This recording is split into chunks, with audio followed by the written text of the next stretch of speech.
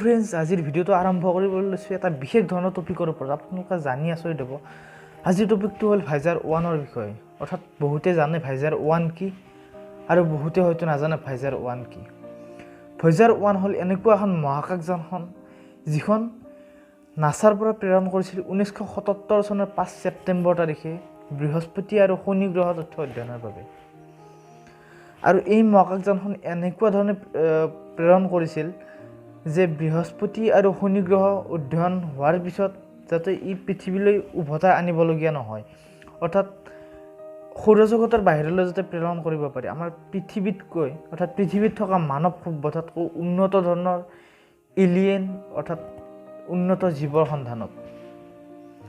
আৰু এই উদ্দেশ্য আগত ৰাখি যেতিয়া বৃহস্পতি আৰু শনি গ্ৰহ অধ্যয়ন কৰা হৈছিল, এই মহাকাশযানখন পৃথিৱীৰ পৰা অৰ্থাৎ প্ৰেৰণ কৰিছিল আন গ্ৰহ অধ্যয়নৰ বাবে, অৰ্থাৎ সূৰ্যৰ বহিৰ্বিশ্বত। অৰ্থাৎ সূৰ্যৰ যি সৌৰজগত আছে, আমাৰ 9টা গ্ৰহ আৰু সূৰ্য মিলি যি সৌৰজগত, ইয়াৰ বাহিৰত প্ৰেৰণ কৰিছিল। আপোনালোকে জানি আচৰিত হ'ব, এই মহাকাশযানখনে ঘণ্টাত কিমান কিলোমিটাৰ অতিক্ৰম কৰি আছে জানেনে? প্ৰায় 61,500 কিলোমিটাৰ প্ৰতি ঘণ্টা বেগত গতি কৰি আছে। আৰু ই বৰ্তমান ইমান বেছি দূৰ পাইছে যে সূৰ্যৰ যি সৌৰ বতাহ, এই সৌৰ বতাহো পাৰ হৈ গৈছে। সূৰ্যৰ পোহৰ আমাৰ পৃথিৱীলৈ আহি পাওঁতে সময় লয় প্ৰায় 8 মিনিট 20 ছেকেণ্ড। কিন্তু যি সূৰ্যৰ পোহৰ ভাইজাৰ 1 পাওঁতে বৰ্তমান সময়ত কিমান সময় লাগে জানেনে? প্ৰায় 12 ঘণ্টাৰো অধিক সময় লাগে বৰ্তমান। ইমান বেছি দূৰ অতিক্ৰম কৰিছে ভাইজাৰ 1এ আমাৰ পৃথিৱীৰ পৰা। ভাবক কিমান আচৰিত। যি সময়ত মোবাইলে আৱিষ্কাৰ কৰা হোৱা নাছিল, তেতিয়া নাছাৰ বিজ্ঞানীসকলে ইমান বেছি দূৰ কল্পনা কৰিছিল, ইমান বেছি ভাবিছিল তেখেতসকলে। কিজানি আজি সেই বিজ্ঞানী নায়েই, সেই বিজ্ঞানী কিজানি আজি জীয়াই থকা নাই। আপুনি মই জন্ম হোৱাই নাছিলোঁ যেতিয়া ভাইজাৰ 1 প্ৰেৰণ কৰিছিল। কিন্তু আজিও এই ভাইজাৰ 1 অনন্ত ব্ৰহ্মাণ্ডত গতি কৰি আছে আৰু অবিৰতভাৱে গতি কৰি থাকিব।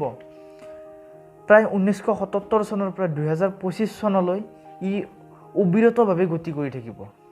2025 চনলৈ ইয়াৰ ইন্ধন মজুত আছে ইয়াত, তেতিয়ালৈকে গতি কৰি থাকিব। হয়তো আমাৰ পৃথিৱীত অৰ্থাৎ পৃথিৱীৰ মানৱ সভ্যতাতকৈ উন্নত জীৱ পাই যাব পাৰে। ই বৰ্তমান ইণ্টাৰষ্টেলাৰ মাধ্যমত প্ৰৱেশ কৰিছে, পাৰ হৈ গৈছে। অৰ্থাৎ ইণ্টাৰষ্টেলাৰ মাধ্যম হ'ল দুটা নক্ষত্ৰৰ যি মাজৰ ঠাই, সেইখিনি ইণ্টাৰষ্টেলাৰ বুলি কোৱা হয়। অৰ্থাৎ সূৰ্যৰ পোহৰ সীমান্দ্ৰলৈ গতি কৰে, অৰ্থাৎ ইণ্টাৰষ্টেলাৰ মাধ্যমলৈ সূৰ্যৰ পোহৰ গতি কৰে। তাৰপিছত শূন্য একোৱেই নাই, সমগ্ৰ অন্ধকাৰ বিশ্বব্ৰহ্মাণ্ড। ভাবক। আৰু তাতেই গতি কৰি আছে আমাৰ মহাকাশযান ভাইজাৰ 1।